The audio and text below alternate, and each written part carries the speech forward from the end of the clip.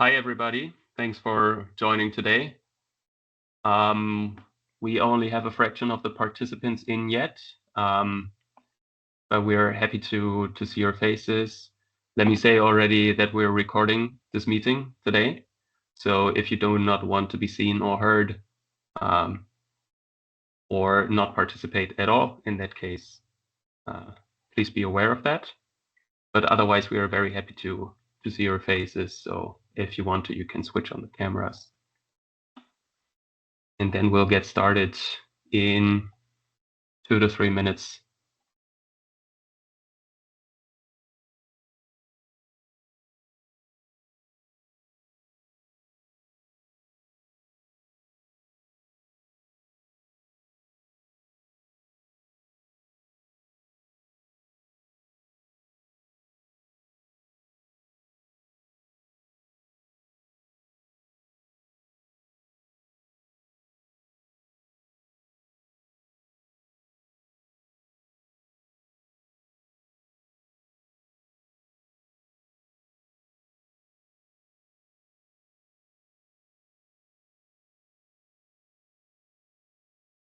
Somebody took control of the presentation. Is that you, Bashara, or Caitlin? I did not. And it was somebody of the participants. Dear Okay. participants, it is possible to take control of the presentation, but please don't, and just leave that to us. But you can navigate back and forth in the slides as you like. Just please don't press take control.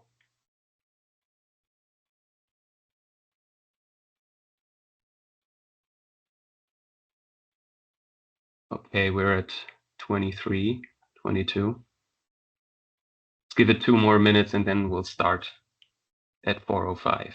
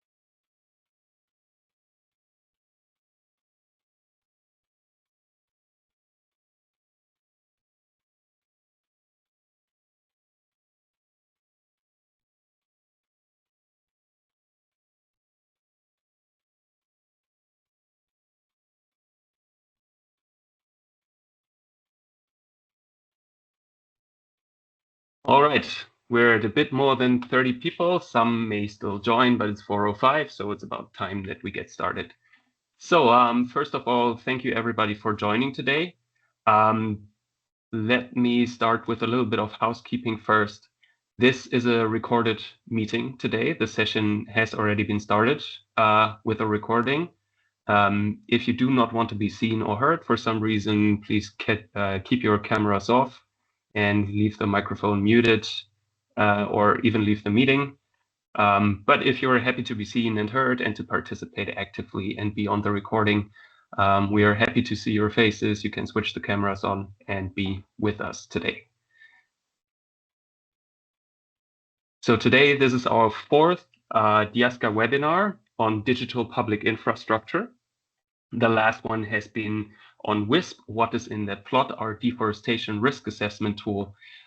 Today, we are going to look into a successful geolocation campaign and how the data that have been collected in that campaign have been used to create commodity probability maps.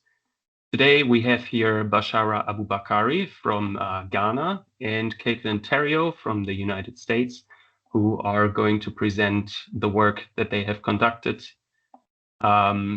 That is Bashara, the work that he did with Open Forest Ground to do geolocation in Ghana. And then Caitlin is going to present how this data has been used for creating maps. Before we dive into this, let me also say at the end, as usual, we're going to have a discussion. We're going to dedicate the last half hour to that so that we have enough time to discuss all the topics that we have talked about today and also ask you a couple of interesting questions. You can see the order is a little weird here. 1, 2, 1, 2. It was supposed to be 1, 2, 3, 4, but I think that much is logical. Now, before we get started, I would like to ask you guys who is in the room today, and for that, I'm going to launch a quick poll. Kindly answer that poll.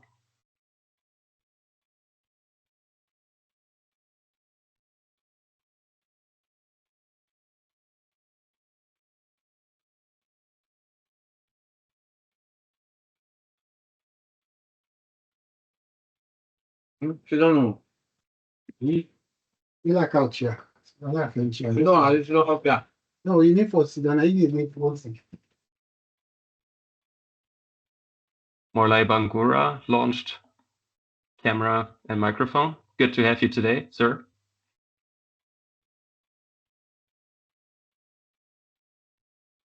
Okay, I see we do have a bit of a majority with the international organizations and NGOs. There's probably a couple of colleagues from GIZ and then also some colleagues from FAO, of course. But I see there's also a lot of industry representatives, people that represent operators, and we have a couple of commercial solution providers here as well.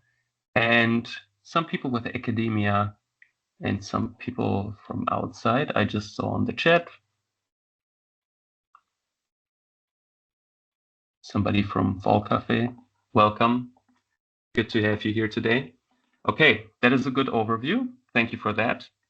So before we continue, I want to give you a quick recap on this format. So this is a webinar where we give the floor usually to a producing country actor to share their successes, challenges, and support needs that they have in light of zero deforestation regulations. We would like you to know if you are a producing country actor and would like to present in one of the forthcoming webinars, please reach out to us by writing to diasca@giz.de. That is the address that you also received the invitation from. Then after the producing country input, we usually take a deep dive into a building block of digital public infrastructure. Today, both the input from Bashara and from Caitlin are going to be on digital public infrastructure. So we have a little bit of a mix up there. It's both a geolocation campaign that has taken place in a producing country, but at the same time is also contributing to digital public infrastructure. We're going into that in a little bit. Let me first say, are there any questions on this format? Probably not. We can handle that at the end. Okay, let's dive in then.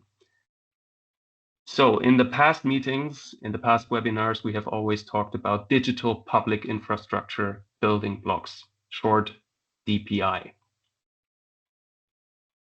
Those are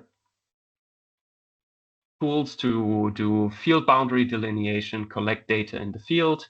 Then we have talked about GeoIDs and the asset registry, which is a system to store your data and share them through the value chain. We have talked about WISP, which combined these three: public geodata, public models, and compliance support by providing deforestation risk assessments based on globally available maps. And then there's also the traceability solution, such as ENATrace, which is covering the whole spectrum of all these.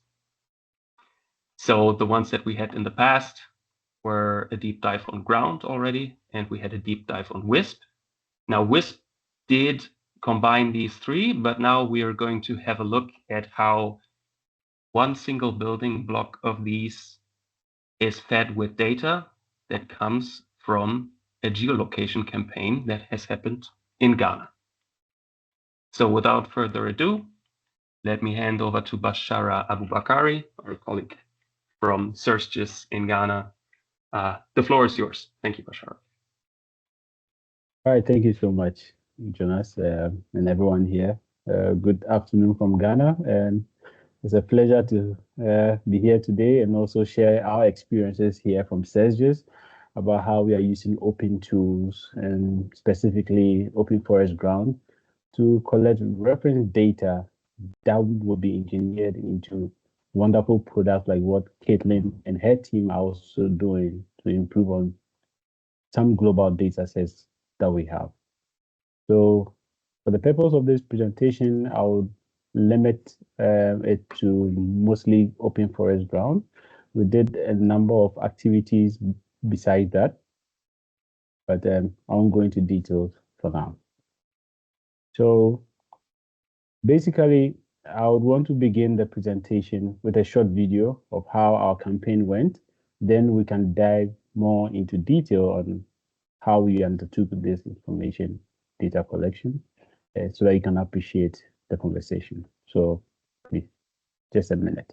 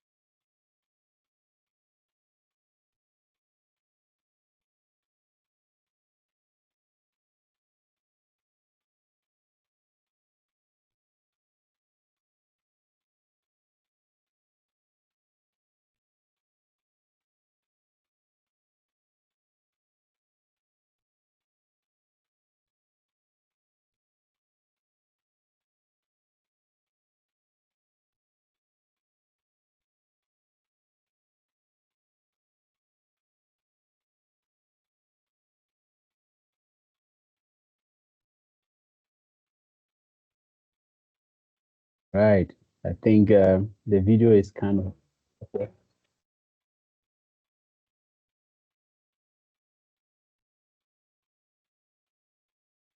All right, I stopped it here. Then you can take over control now of the presentation. Do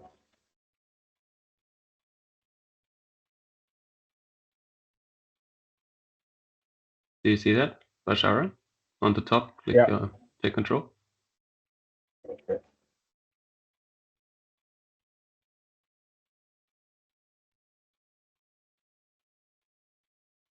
all right.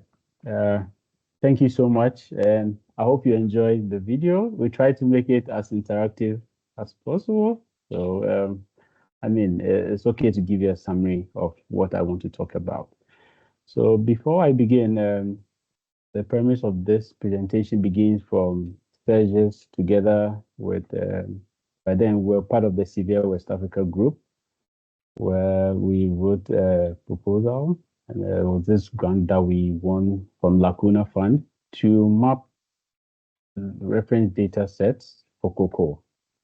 So as you're aware, cloud computing has advanced to the stage where it's able to do a lot of analysis through all these algorithms that are available. But most of the time, the issue is that there isn't enough open data sets, and that matter large data sets to be able to map global information for people to use. So the purpose of this fund was to map reference data sets in the cocoa landscapes in Ghana, and we're supposed to map about 20,000 reference data sets over a short period.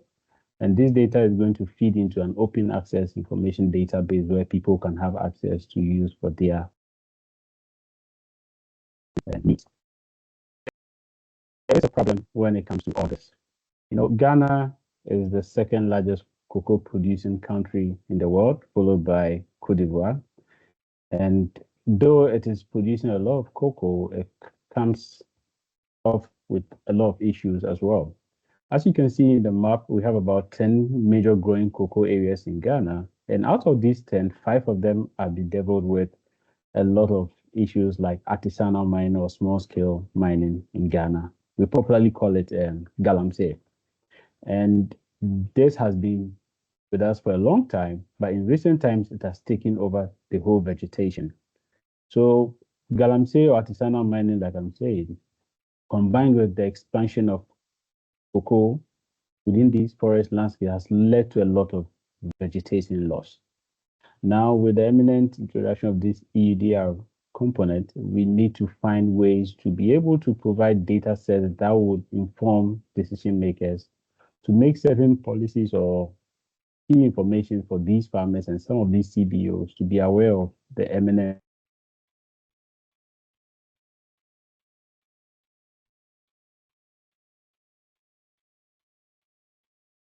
I think Bashar, we lost you for 10 Hello? seconds. Oh, sorry. Let me turn off my camera. I think sometimes the network bandwidth is a bit too low. Is it okay now? Okay, yeah. Thanks. So basically, the overview of the project was to map 20,000 cocoa reference polygons within the cocoa landscape. And I must say, we were not mapping the whole boundaries of the farm. We are mapping a subset, about 30 by 30 meter reference polygon for each farm. We had to do some socioeconomic survey to understand the dynamics with these farmers and also do other land cover type mapping like oil palm, rubber, and the like, and also train community volunteers. We did this in about 15 districts and 6 regions of Ghana. And most of the themes hovered around demographics, on-farm and off-farm activities, their finances, health, and a few other information of that sort.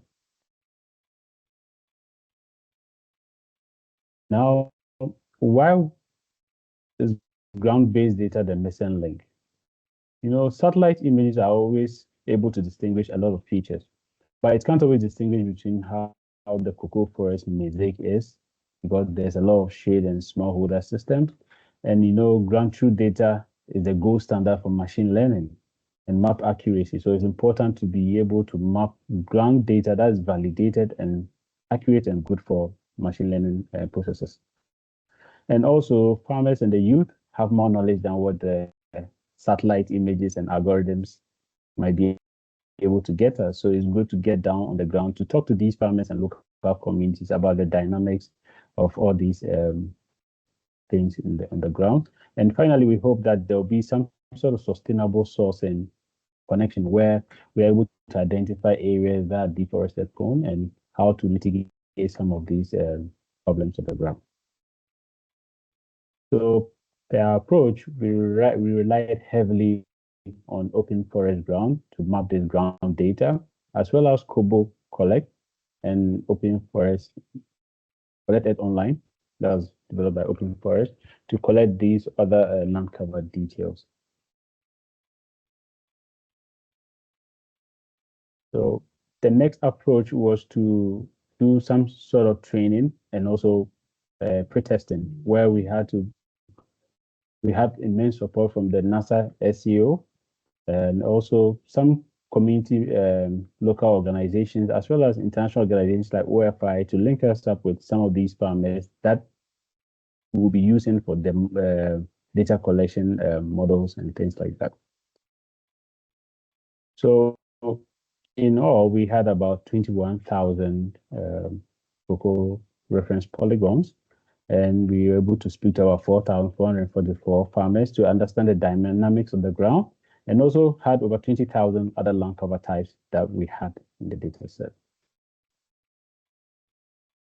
So the question is, why open forest ground? Open forest ground has a lot of advantages over other softwares. In fact, beginning of the project, we're confused as to what software to use that will be interoperable and easy to be used by these field officers and things like that. And we came up with Open Forest Ground, and we thought that it would be a very good use case to be able to generate some of these data. And some of the advantages of it is that it supports offline map imagery. That's very, very critical for areas that is more remote without internet access. And also it allows you to visualize real-time data that's collected so that you can be able to mitigate future errors as going on.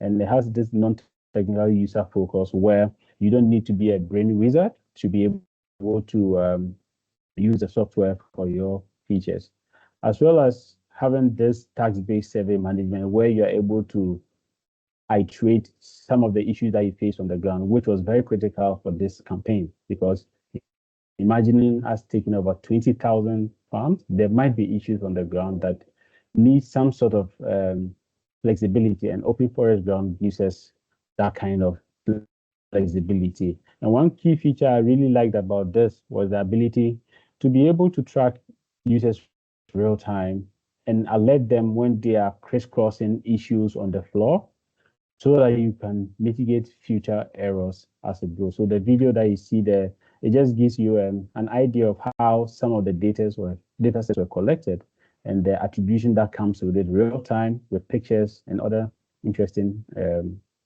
features of it. So basically, that is how the Open Ground Forest app was introduced to us, and we used it, and we think it gave us the results that we want. So in collecting the data, we had a number of questions that we needed to ask from the field, and these are some of them that looked at the farming practices and what kind of canopy that they have on the farm and other interesting features of that sort. So before everything, we did some training, again, with the support of the NASA SEO. I mentioned Jacob Abromlich, for example. He was here in Ghana to help us with the training, as well as the WRI team, who helped us immensely with the use of Kobo for accurate and precise data collection in the house survey information. So internally, whilst we were collecting the data, we're gathering information on what is working, what is not working, and also how to improve it. So as we were going, we were able to collect this data and develop maps to see the coverage, whether we are meeting targets or we are exceeding it and whatnot. And I think it's one interesting tool that we'll continue to use going forward. And these are some of the results that we had during the data collection. Though there were certain issues that came along with it, I think the advantages came way more than the disadvantages, because other softwares might give you some technical issues along the line. Like, for example, we relied on one software, I can't remember the name. It wasn't this interoperable. So I think Ground helped us in that way. And also, whilst we are collecting this data, we looked at quality checks, and the first quality check was the Open Forest Ground dashboard that gives you real-time updates on what everyone is doing, and if there's an issue on the ground, you can quickly spot it. And in this image, you could clearly see one of the polygons crisscrossing. So I could just click on the polygon, know who actually worked on it, and call the person to give them information on what had happened and maybe what to do not to have that issue going forward. So these were some of the quality checks that we did. And also we had GE scripts that is able to create a subset of the data set that we want. Mind you, the data we wanted was a 30 by 30 meter reference polygon, but on the field, the dynamics is sometimes different. So data collectors end up picking sometimes way more bigger polygons than what they should take. So one of the quality checks is to ensure that we generate these 30 by 30 meter grids within these polygons periodically to ensure that we are within the range of data quality checks. And as we continue to do this, we do a lot of field monitoring. There are challenges that are technical, others are more social and economical. So we need to be out there on the field, meeting with the field officers, asking for the problems and how we can go around resolving them. And in doing that, there was some sort of capacity building for the local community as well as the organizations that supported us, especially with the use of handheld GPS as well as the open forest ground. Because this tool is something that everybody can use and it gives it a leverage on people who are eager to learn new technologies. And I think the whole data collection campaign gave us the opportunity to also train people on the use of it and how they can support the team on the field. So in all, we were able to get over 21,000 polygons, and this is just a breakdown of how the distribution of the polygons were picked and the output that we got throughout the whole cocoa growing area. And there's just also another detailed breakdown in terms of district, how many polygons were picked that will be used for the future machine learning inputs. I mean, with data collection, it has its own setbacks. And for us, you know how these cocoa farms in West Africa and precisely Ghana may look. Sometimes the road networks to these farms are very difficult and challenging. But this is the issue that we have to face. And also with technical issues, at some point, ground was giving us thinking issues, but getting to the tail end of it, I think we're able to resolve it by the help of this support group that we have with Jonas on it as well, and also the Google team that were always on it, trying to solve issues as we go along to make sure that the ground app is well improved for future tasks. And also we had to take note of some cultural setbacks like taboo days. So apparently there were days that you couldn't go to the farm because of taboos or cultural values. And there were days that there were funerals, so you can't also engage in farming or mapping activities, and as well as market days. So these are all big deals within these cocoa growing areas that we needed to find ways to resolve. And also, as we speak about the setbacks, we want to also talk about improvements that needs to be made on it. An example is trying to improve the distance, including a distance calculation feature on the ground, because at the moment we are not able to count the meters that we need to walk for the reference data. So we have a crude way of measuring the data, the length of the polygon by walking 30 trees forward and another 30 trees to the side. But we think if we have a distance calculation feature on the ground app, it will be able to tell you how many meters you have walked before your next 10. And I think it will really reduce the field time and things like that. And also, occasionally the picture synchronization, we think we need to look at that. The syncing issue was very good, but sometimes we need to also confirm whether the field validation, the field officer was actually where he was. And one of the ways to check that is the pictures. So I think it's something that they worked on and it can be improved. And also the geolocation marker sometimes was jumping, and it was mostly attributed to hardware issues. But when you still change the hardware, it still comes up a bit. So something that we just need to look at. They are very superficial, but I think going forward, we can look at that.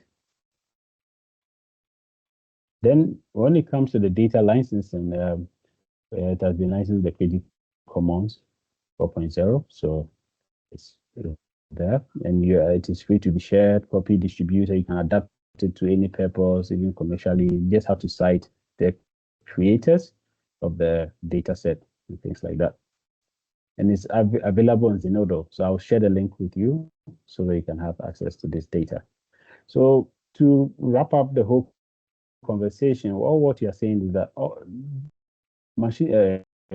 ground data is a gold standard for future machine learning applications.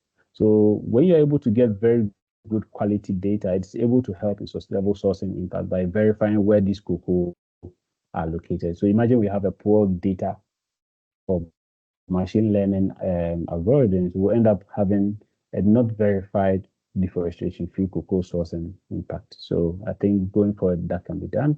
And with the use of forest ground, you can also use it in other crop type mapping like oil palm, coffee, and rubber throughout the whole landscape. And we hope that this approach that we have taken, other institutions, organizations can also have access to this data to replicate it for other countries. Currently, Caitlin and her team have been able to generate some of the data for West Africa and some other tropical areas. And I'm sure if you get your hands on this data, you can also generate it for wherever you are, because cocoa grows in a whole lot of tropical landscapes, which might need this kind of information for future planning. So to close this, I just want to give you guys a call to action and say that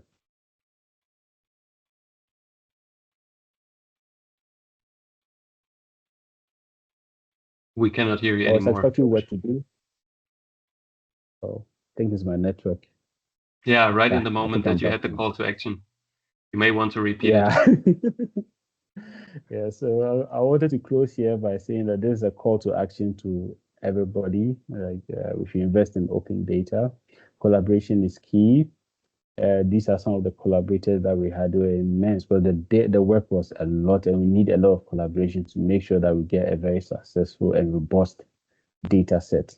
Like I mentioned, the data is available on Zenero. I'll send the links through a chat. Everybody can have access to it. The data set, I must say, were anonymized. We went through an IRB where our questions were vetted and things like that. So everything is clean on that part. So I would like to say thank you so much for listening to me and knowing our contribution towards open data access. And I know Caitlin will delve into more on what we use the data for. And yeah, so thank you so much and see you later.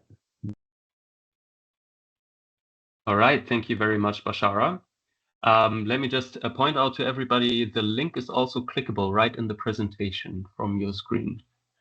So we do already have some questions, Bashara, and I would like to give the floor to questions in general. If anybody has a question that they didn't post in the chat, you may also raise your hand. So let's have a look at one of the questions in the chat. There's one by Carlos Riaño. He says he would like to know what are the reasons to use different tools, to use Ground and Kobo Toolbox and maybe others. And the second question is why to use GPS devices if tablets and phones have GPS already included? Can you answer that, Bashara?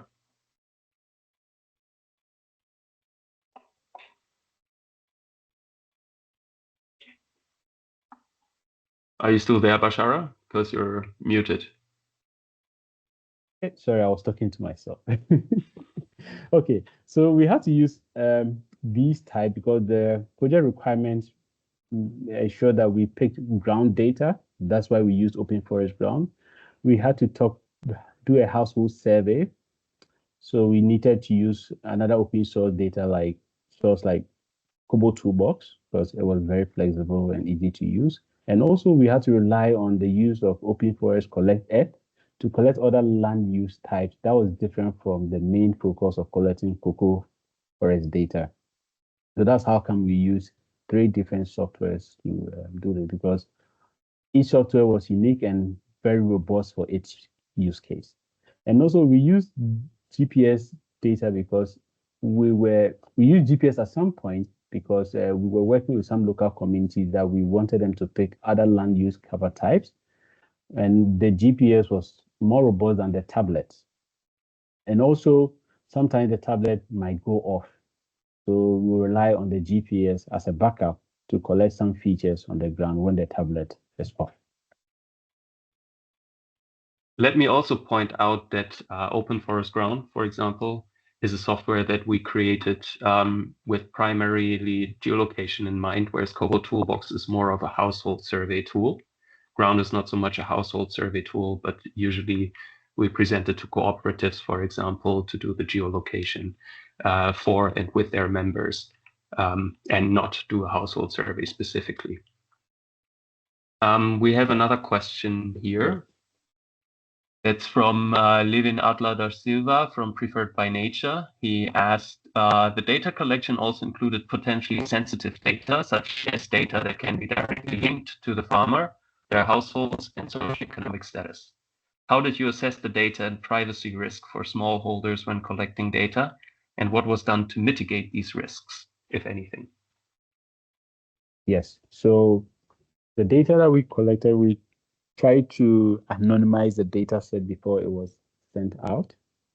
By anonymizing the data, we aggregated a lot of the information. So the final output, we stripped off a lot of information that will be linked to where the farm or the farmer was located. And in fact, the household survey data was not linked to the farm polygon. So there isn't any correlation between the farmer and its farm at the final data output. So in terms of data risk, there's minimal to no data, minimal to no data privacy on that. Okay. Does that answer the question, Levin? If not, please raise your hand and then we can dive into that. There's another question from Remida Nunzio, a colleague from FAO, asking what was the cost of the collection itself? What was the overall budget for those 21,000 geometries? And telling you that it's great work in any case. Yes, I think it was a bit over $190,000. Yeah, for all the work that we did with the data. In fact, we were supposed to take 20,000, but we shot it up a bit because we had good collaboration on the ground and things like that. All right. Thank you for that information. I see that there are a couple more questions that are specific to ground, which I already started answering. I'll keep answering then. But now let's continue to the next part of this presentation. So as I said before, we are working on digital public infrastructure building blocks.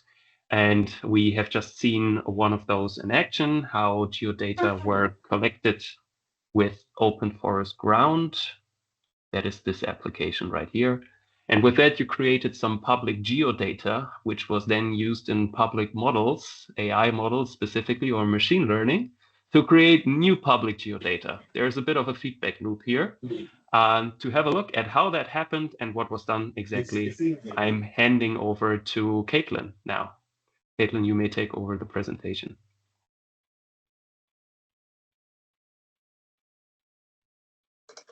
All right, let's see. Hello, everyone. Nice to virtually meet you. For those of you that I don't know. Oh, great. This is so cool. You're seeing my title screen, I assume. So briefly to introduce myself, good to meet you all. My name is Caitlin Tario. I'm an Earth Engine Solutions Scientist at Google, working with the Sustainable Sourcing team based in New York City. And so I just joined full time. So my background prior to this, I was completing my PhD in geography at Boston University.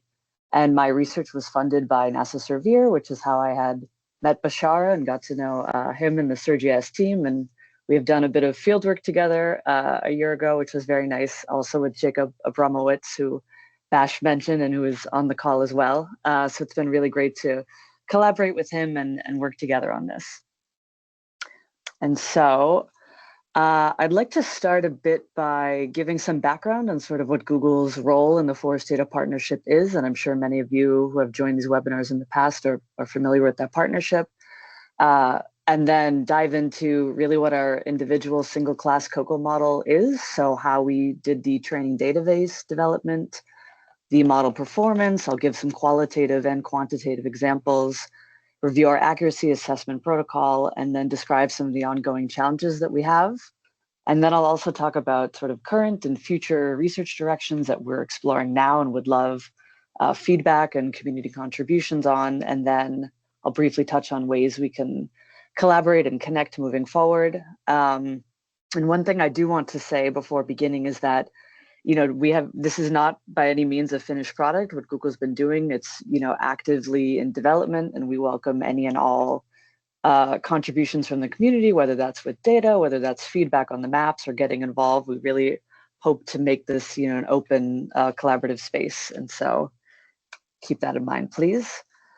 And so brief background on what Google has done. So Google's role in the Forest Data Partnership is really, unsurprisingly, to be producing maps with the Earth Engine team. And so we have, a robust cloud computing infrastructure that we're really trying to leverage in support of making global models. And so, as many of you are probably familiar, right, for EUDR related commodities, there aren't really many openly accessible commodity data sets that span multiple regions. It tends to be, individual ones. Aside from the global palm model by DIASCA, there really isn't, a pan-tropical tree crop model. So Google has been trying to help in that space through the Forest Data Partnership. And so last May of last year, we released our global palm model, which I have a link to the archive paper there. And since then, in the year that followed, we have expanded with rubber and cocoa, and I'll be focusing on cocoa today. And at the Live in Planet Symposium in June, we just released also a global coffee model as well. So we've been trying to expand on all of that, just to give you a sense of the scope here. And so as I mentioned a moment ago, community data contributions are really the foundation of our work here. And so as we just saw in Bashar's presentation, as everyone here well knows, it's extremely difficult to find high quality ground truth field data. I mean, this is, as Bash said, the gold standard for machine learning models. And so we've really relied on the research and science community to, contribute expertly labeled data. And so I have some of our partners here, SurGIS in the corner here. And so in total for, the training data that we're working with here, we have a little over 8 million points across 40 countries. And so what I'm showing here is a heat map. So this is not showing any one commodity, but just the density of all of the points collectively together.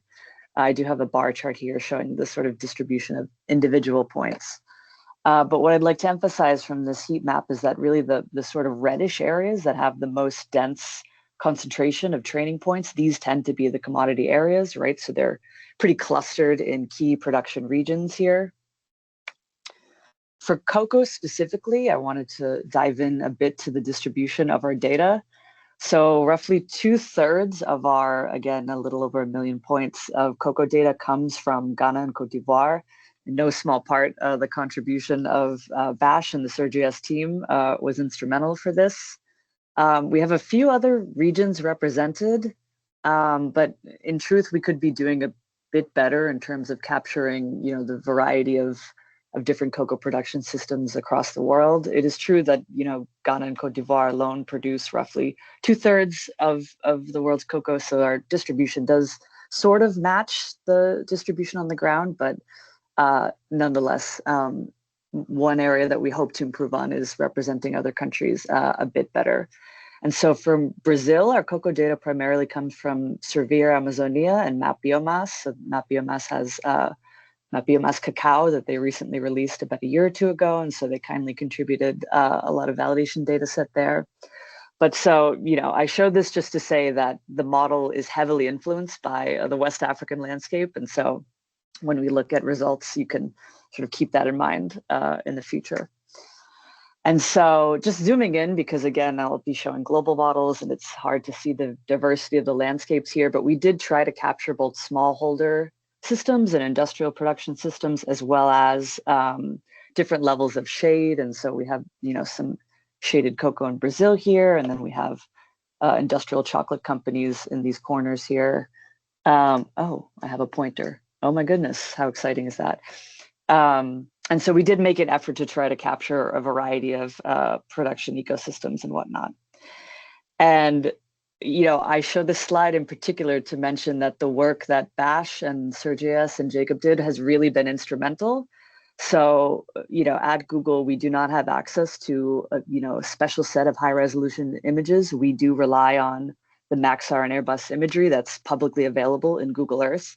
And for Ghana in particular, because it's such a cloudy landscape, many of the images that are the most updated, best that are available are just not really usable from an on-screen data collection or validation perspective. So I have a few, examples here where maybe the image is from 2017, or maybe it's recent, but it's just very cloudy. And so, these are the types of places that we would not be able to include in a model for training without the help of local field data. And so Bash and the team have really done incredible work filling this type of gap here. And I'm sure many of you on the call are familiar with the struggle to get quality high resolution data. So this has really been quite helpful for Ghana in particular. And I briefly will mention that we did make an attempt to QA this 8 million plus training database, primarily by leveraging other products that the research community has developed, right? So we did, I won't go too deep, but tried to make comparison overlaps between a number of different products to try to find where they align, and then by extension remove training data points that were unlikely to be a tree or a plantation or vice versa. So we are really trying to leverage what the community has spent a lot of time developing to QA a lot of our training data. And so the imagery that we used for our model, so we mixed optical and radar data, so Sentinel-1, Sentinel-2, as well as L-band pulsar data, since it's pretty well established that combining optical and radar data improves plantation classification. So we've done that. And we also include slope information from a global DEM. And I won't go too deep into the model. I have grossly oversimplified it in this little chart here, but essentially we're combining our 8 million plus training database with these optical and radar mosaics in a deep neural network on the Google Cloud infrastructure to then generate 10-meter probability maps.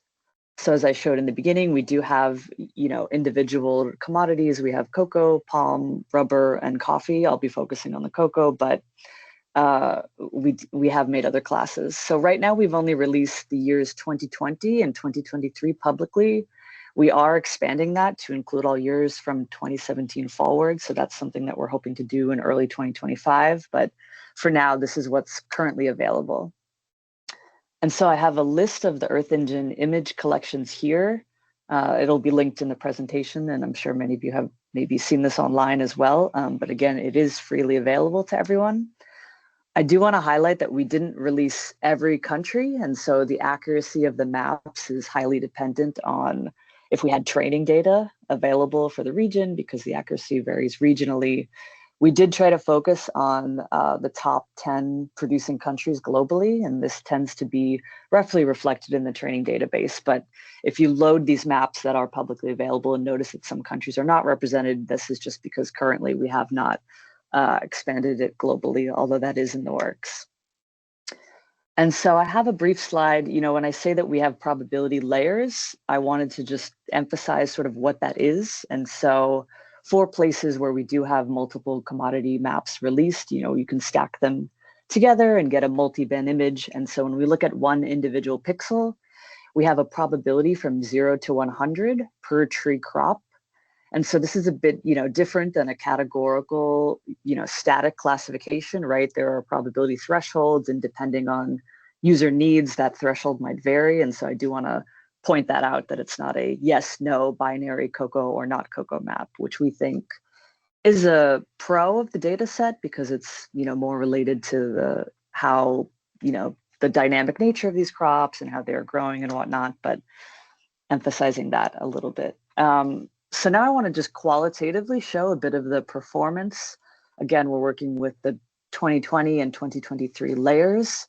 And so this is just a broad example of Ghana and Côte d'Ivoire, which again, it's hard to see at the scale, but I did want to point out, let's see if I can use this laser pointer, that for the most part, right, those of you who are familiar with the West African landscape know that a lot of the primary natural forest is really confined into these forest reserves that are pretty clear dark green. And so we roughly do see that, and there is an enormous amount of cocoa being grown. So anyone familiar with the landscape will know that at a broad level, this is pretty accurate. But if we zoom down to the field level, I did want to show a bit of the cocoa map in Asia and South America as well. It's pretty, it's decent. Qualitatively speaking. So here I'm showing in red hand digitized field boundaries that we had from some of Google's expert annotators over a Mars cocoa research station in Indonesia. And so it's pretty small. Again, I don't have a scale bar here, unfortunately, but these are 10-meter pixels, so you can sort of put that together. So for the most part, it does capture the entirety of the field boundary, although there is, some overestimation in these natural trees sort of here and there. So that's something for sort of the user to be aware of. And this is, an ongoing issue with class separability of these crops, as we know. Moving now a bit into Ecuador, into a cocoa growing hotspot, again, another industrial chocolate company sort of farm. For the most part, again, the data, aligns pretty well. It may be a bit hard to see, but there are some sparse growing areas in these fields and whatnot, just natural variations and whatnot. And you can see that's captured in the model. So some of the, 0 to low probability areas reflect that sparse planting, which is pretty nice. If we zoom out in the same area, I still have the same field polygons labeled, so you can see that for the most part, they are being accurately classified as cocoa. But there are, again, a lot of overestimation issues that we're noticing. So I have in pink here, there are some shorter, natural trees, shrubs that are accidentally being classified as having a high probability of cocoa. So that's an ongoing issue that we really are trying to look into. And then there's also, in this corner, I have here a banana plantation, which again, shorter trees. And as those of you who are familiar with cocoa growing know, is often cocoa and banana are planted together. And so, it's very likely that in some of our cocoa training data, we have, banana actually represented. And so it seems like the model is picking that up. But of course, that's sort of an error that we have to look out for. And so for the accuracy, this is a bit of and I would love to have a discussion with everyone that's on the chat right now about this. But unfortunately, there isn't a publicly available global cocoa validation data set that we could leverage.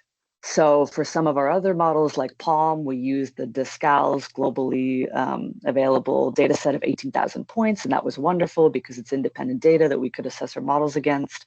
For cocoa, we did not have that. No such thing exists to our knowledge. And so what we did is we did a sort of classic machine learning holdout approach where we withheld 20% of our training data. And, the model did not see that. We trained on 80%. And then we compared the model against that 20%. So that's roughly 200,000 points. And so again, because we have a probability-based map and it's not a single categorical label, the way that we evaluated the accuracy was with an F1 score.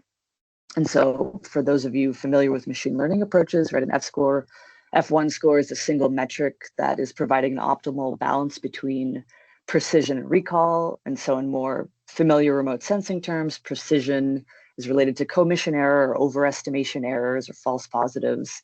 And recall is the opposite. So it's related to omission error or underestimation. And so the most accurate that the model could achieve as a balance between those two was at the 96% threshold, and that optimal accuracy is roughly 87%.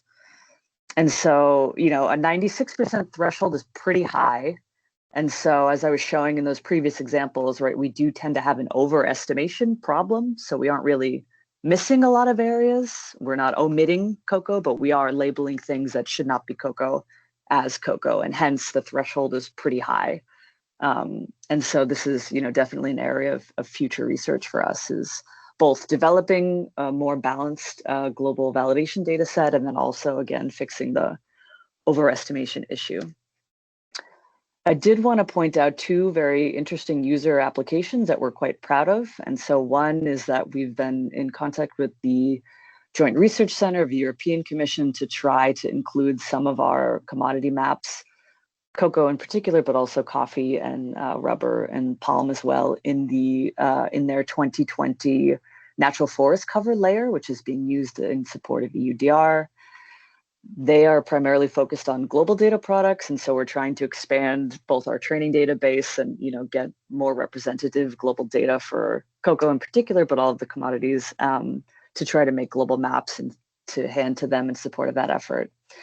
And another interesting user application that we recently encountered was the government of Cote d'Ivoire is using our palm layer in particular as a way to remove false deforestation detection for their RED Plus reporting. And so in developing their forest reference level for their UNFCCC reporting, as everyone here I'm sure is well familiar, right? There's the issue of like plantations being rotated out and they're cleared and replanted. And sometimes to a satellite, this can be mistakenly classified or appear like deforestation. And so it was an interesting use case, we thought, for the government to try to remove those false deforestation alerts or from their deforestation estimates in their RED Plus report. So we were quite happy about that.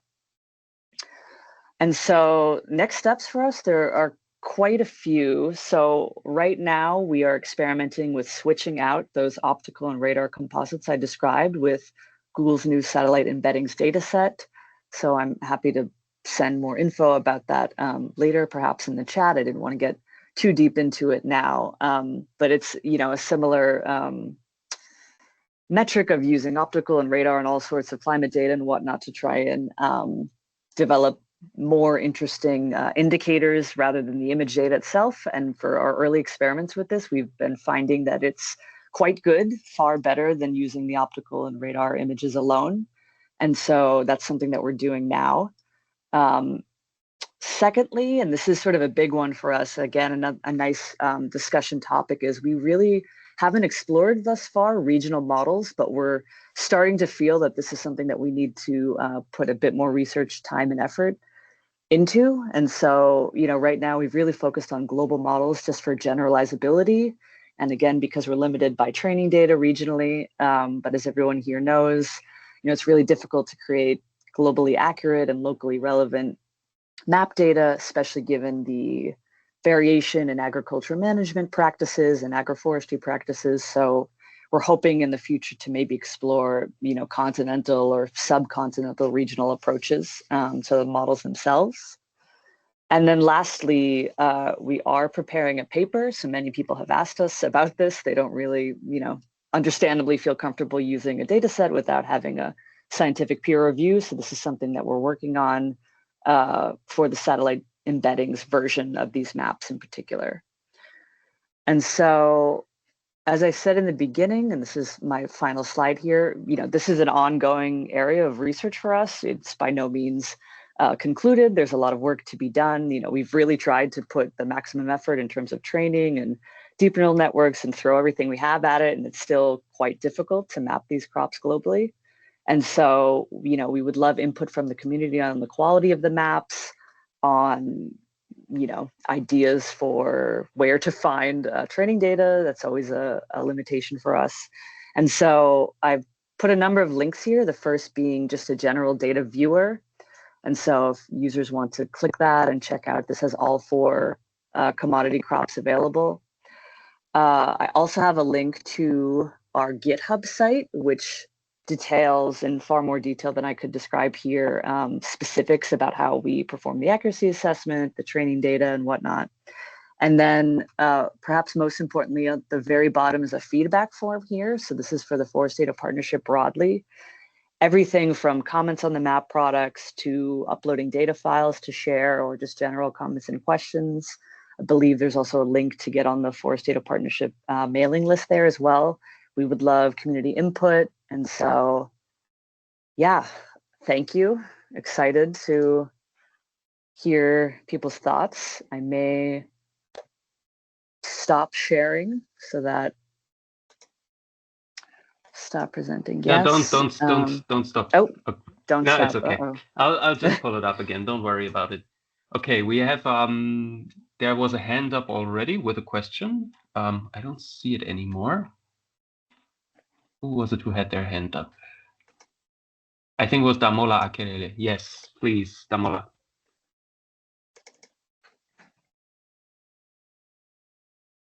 You muted. have to unmute.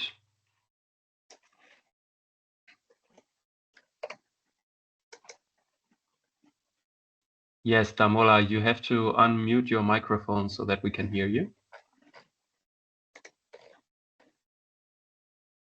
Okay, well, Damola is trying this. There's also a question in the chat by Bonifacius Villaxono.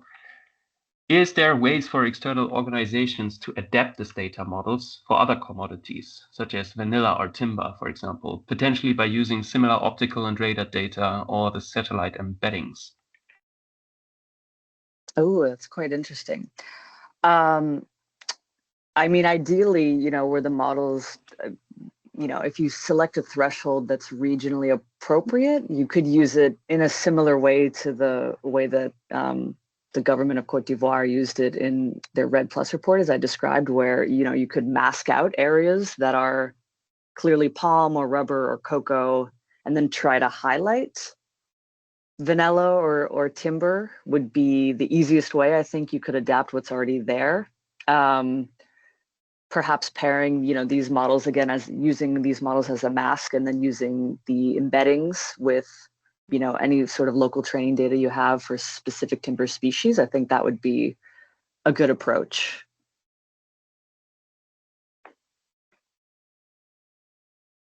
I hope that answers the question, Bonifacius.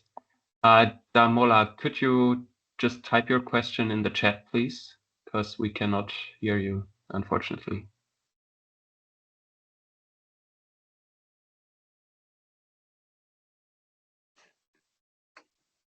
All right. In the meantime, let me also ask a question, because some of this was maybe a bit technical.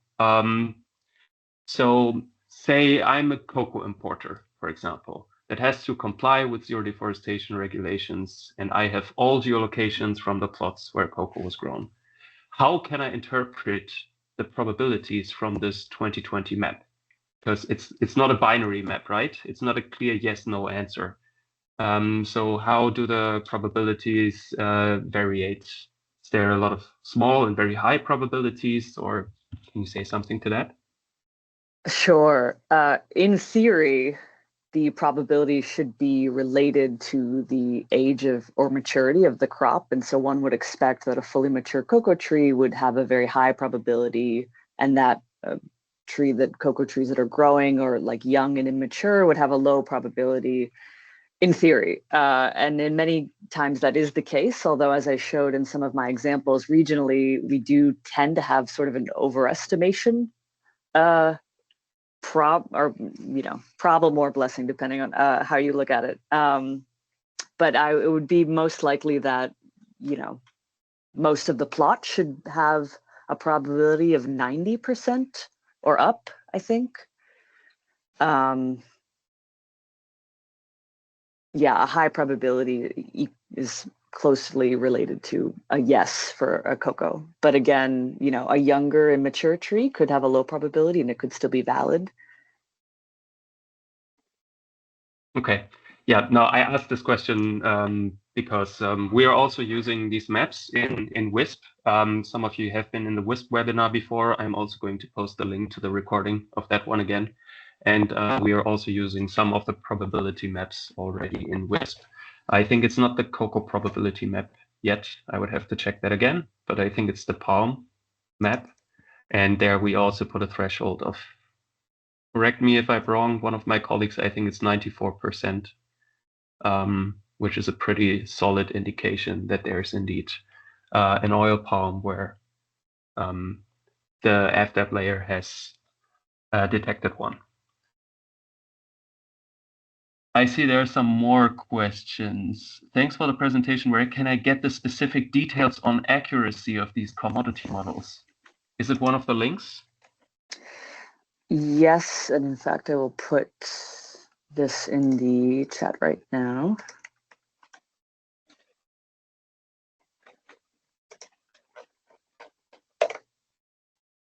Okay. So, and then there's a question from Carlos Riaño. How can a country or region work with this model to create its own model at the national or subnational level?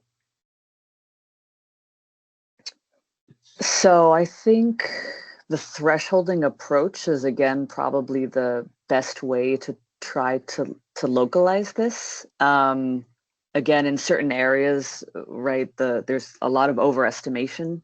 And so setting a threshold very high tends to perform better. And then in other areas, like one thing we found in some parts of Indonesia, again, because we don't have a lot of training data represented there, there's a lot of underestimation, and so setting a lower threshold tends to help in that area. I think the thresholding approach is something that we want to experiment a bit further with, because again, and that's sort of a benefit, right? It's like a static categorical map, it's harder to localize it. Whereas with the probabilities, you can, try to better regionalize it. So I would say comparing local reference data with different thresholds to try to fine tune it and localize it a bit would be a good approach. That is a bit of a good segue to a question and a poll that I also wanted to ask in the discussion part that goes to everybody who is here with us today. Whether you know of or even possess geolocations yourself that could potentially be used as ground truth data for commodity maps, such as the data that have been collected by Bashara and his team. Let me just launch that poll right here.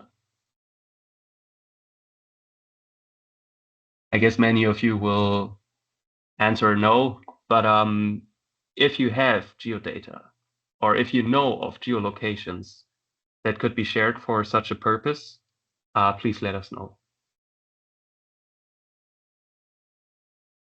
So one of the answering options I put there is maybe, right? Question of anonymization and data sharing terms.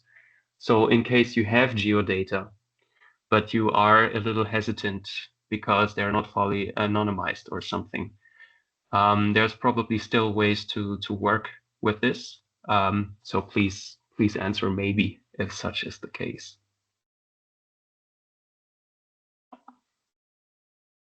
Hey, this is nice. I see we have 11 responses here, 12. And while the majority says no, a solid half of the people here say yes, they do have geolocations that might be available for ground truthing. So that is something very interesting for us, and especially for the Forest Data Partnership and the ongoing attempts to create solid commodity probability maps.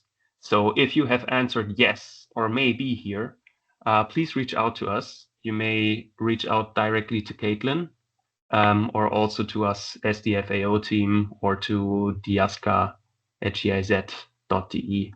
I'm going to put the email addresses where you can contact us here in the chat. And then we'll have a look again at the most recent questions. Did you have a look at Damola did write the question now in the chat. Caitlin, can you have a look? How does... Okay, some of them I can answer. Wait. Okay, Damola, I will answer your questions in the chat in a few seconds because they are all related to open forest ground. Let's have a look at the other questions. Yeah. Levin asked, where can I access the public data output from Bashara Abu Bakari? Yeah, just scroll up a little bit, please. I just sent a message there with a DPI exclamation mark, public data. Do you see the second link there? Zenodo.org records and this number. If you click there, that is where you can access the data by Bashara.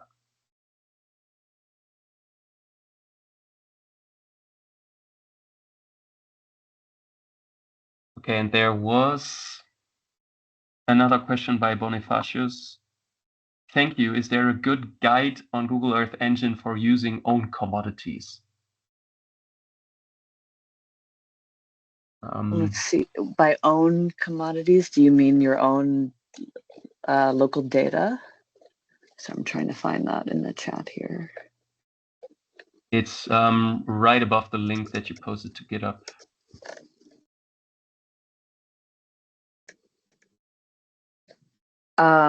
So we don't have a guide in particular for using these maps. If you meant your own commodities, we also don't have that guide as well. But it sounds like trying to regionalize it is something of interest to the community, and that might be something that we could explore and maybe put a little one pager together for how one might use local reference data to try to tune the thresholds, that might be something that is worth us developing. So I guess the answer is no, but there will be. Yeah, I see here Bonifacio's answered that it's plot locations, right?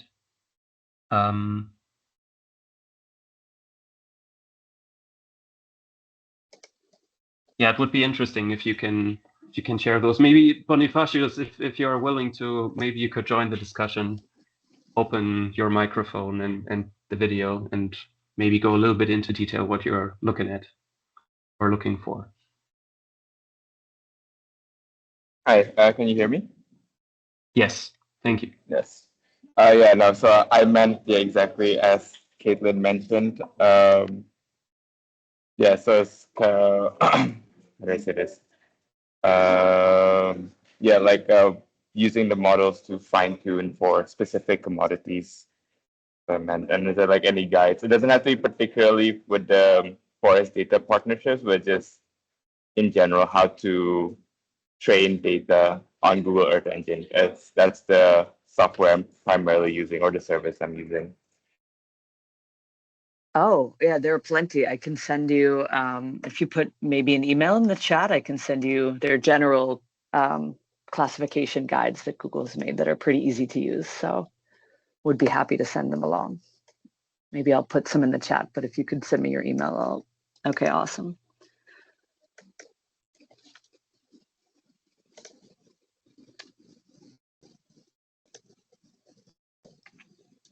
Damola also asked, is there a risk of bias in the models? Totally. Yeah, I mean, the accuracy varies regionally, and you can clearly see the influence of training data on the models. And so, yeah, places that are well represented in the training data set tend to have better models, whereas places that have poor representation, for Peru is a good example. We have, and for the cocoa model in particular, we have some northern Peruvian cocoa in the training database, but there are a few areas in the south that a collaborator has pointed out to us that are just not really being captured well. And so I think, yeah, the training influence is probably the biggest risk of bias here.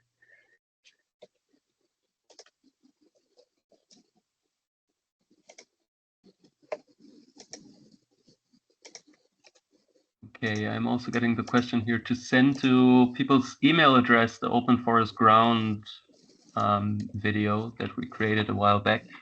Okay, let me say to everybody who's very interested in ground now as well, that we're going to send a follow-up email probably by the beginning of next week that also includes this recording. And then we will also give the links to the previous recordings that we have on Open Forest WISP and on Open Forest Ground. Okay, because Damola, you have a lot of questions on ground there. I cannot answer them all in the chat right now. But if you need more detail, you can please also reach out to my email address. Just wrote that here. And then we can have a look whether there's the possibility to quickly chat or whether I can answer all those questions in an email. All right. Do we have any more questions? Any hands going up?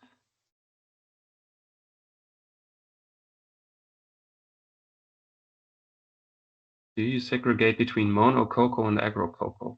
That's very specific. Yes, Oluwatoyin, we're also going to send out the PowerPoints. Just give it a few days because the recording first needs to be saved and cut and uploaded to YouTube, and then we're going to share the information with you by next week. Yeah, that question, do you segregate between mono cocoa and agro cocoa? That's very specific. Oh yeah, you answered already. Thank you. Yeah, we're hoping to use the satellite embeddings because that data set, and I didn't really elaborate on it here because of the limited time, but that data set contains a lot of information on seasonality, and we're hoping that those sorts of different variations in shade level with agroforestry, cocoa, and monoculture will be better represented in that data set. So we have not, but that's an area of active research for us. which we hope to use Bashar as data set. So, all of that intricately collected data that he described in the beginning, we are hoping to sort of pair that and experiment with that. So. Okay, great. Earlier, there was a question by Carlos Riaño from the European Forest Institute. Carlos, if you're still here, could I kindly ask you to still elaborate a little bit on the question you had earlier? Because that is quite interesting, and I think you are doing something in East Africa, aren't you?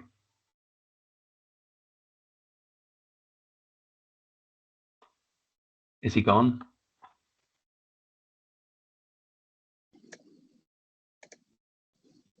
Ah, too bad. Yes, he is gone. All right.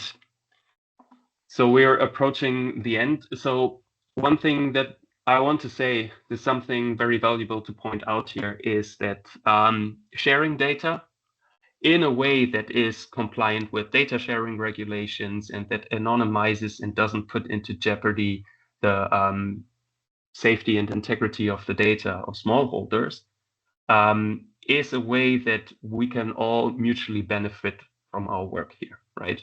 So those of you who have already participated in the WISP webinar, for example, you saw how the different layers that are globally available to look for tree cover, but also for commodity cover and for forest disturbances. All of these data are very valuable to do deforestation risk assessments. So even if you're a private solution provider, for example, and you do have geolocations that you have collected, you may not want to give them out just for free or anything. But if you strip them of the information that is metadata, biodata, whatever you want to call it, and anonymize them in a way such as that you boil it down, that you have the polygons, for example, for a greater area, and then you just shrink it together to maybe a circle or something. There's a lot of ways how you can anonymize data, and this is something valuable to look into, because then you could make these data available as ground truth data that can then be used in such a way as Caitlin and the Google team have done to create these commodity probability maps, which in turn can help with the deforestation risk assessments, right? The necessity, of course, is to be sure that at these geolocations there was indeed cocoa, coffee, or whatever commodity, ideally for the year 2020. But regardless, if you're in possession of geodata and you're able to share them in a way with which everybody is happy, this can drastically help to improve the risk assessments, right? So this is also a bit of a call out to everybody who just answered in this poll. If you possess or know of geolocations that could be used as ground truth data, to please reach out to us and to consider whether you would like to participate in this, because this is essentially what is digital public infrastructure with a huge emphasis on public. We are all creating a common baseline upon which to operate in each other's mutual interest. So basically a win-win situation. So please reach out to us. And with that, I would like to change the topic a little bit and go to a last question that is in our DIASCA's own interest. We would like to ask for a little bit of help from you. And that is, we would like to ask you, how would you measure the operationality of a digital public infrastructure? Now, excuse the term operationality. What I mean by that is whether something really works effectively in practice. So I'm going to start a poll here with a word cloud, and I would like everybody who is here to please give us an idea. What do you think? How would you measure the operationality, so whether it works in practice, of a digital public infrastructure? That would be very kind. Here comes the poll.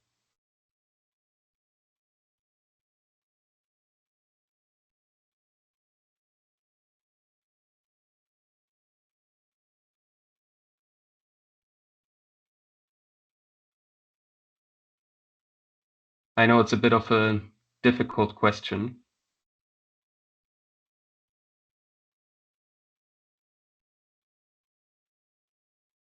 Okay, I got 2 answers coming in.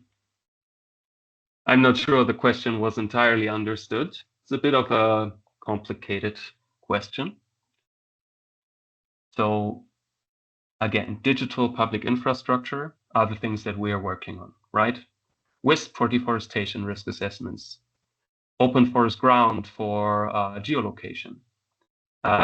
There's the asset registry that we've talked about before, which is a public database to share and store data in a way that is compliant with data protection laws.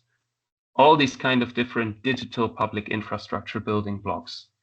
What kind of indicators, measurements can you think of that indicate that something is indeed a digital public infrastructure?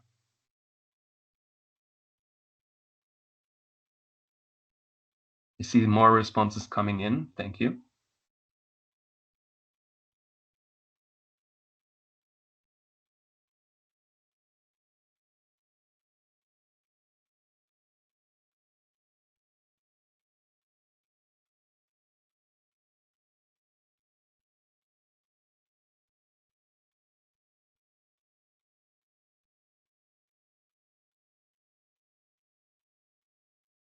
I see, Remy, you also asked the question here in the chat.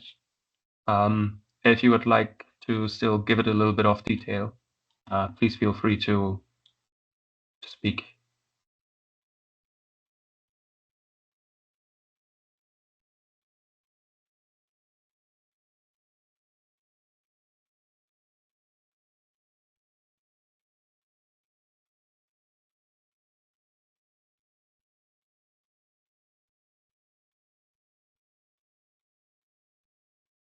Yeah, if I may, Jonas.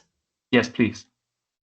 Yeah, thanks for asking the question. I think it's extremely interesting. Hi everyone, I'm Remy. I'm working in the same team as Jonas, and we really asking ourselves these days how we can actually put key indicators against progress of the digital public infrastructure. And while we were trying to do this, it turns out it's a complicated topic, and we have ideas around number of users, number of connections, number of pools, but it's very interesting to see the diversity of answers that are already coming in. And at some point, somebody wrote interoperability across actors, and that made me think, yes, totally agree, but how do we actually assess that? How do we give a measure of the level of interoperability? Is that the number of connections of independent systems together? Like, do we measure just like if we have like plenty of solutions that talk to each other? Is that how we qualify the infrastructure when it runs?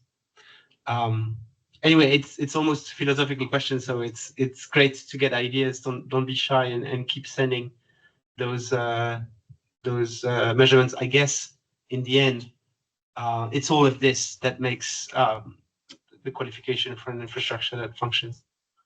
It's extremely interesting. And there's also a bit of elements that are coming in the chat.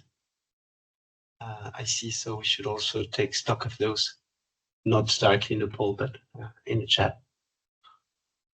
Anyway. Yeah, we're keeping an overview of the chat and we can have a look at them later. Awesome, thanks. Okay, I'm just going to post again the email addresses that I was suggesting.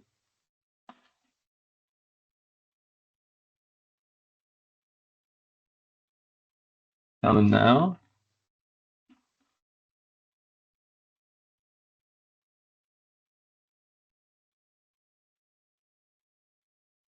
All right, we got 16 responses here and some in the chat. I think that will be something that we can work with.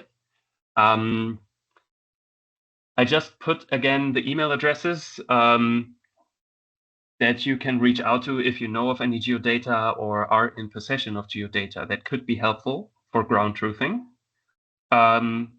Let me say again, whether there's issues with anonymization or anything, don't let that keep you off writing us. we can think about ways of making this happen in a way that is fully compliant with all data protection laws. And then we will see how we can all mutually benefit from this. The email addresses are there: kterry@google.com, open-forest@fao.org, and diasca@giz.de. You may write to one of them or all of them at once. So please feel free to do that. We're approaching the end of this webinar. So if there's somebody who would still like to ask a question in person, now's the moment to raise your hand and speak.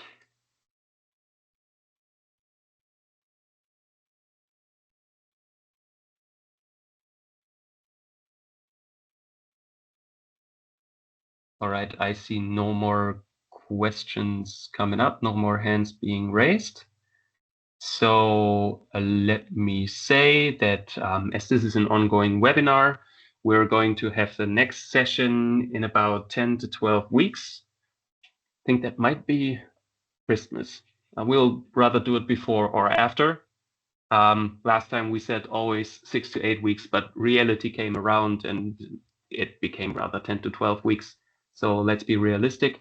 The next one we'll try to do in December or latest by January. So with that, I would like to thank you very much for attending this webinar today.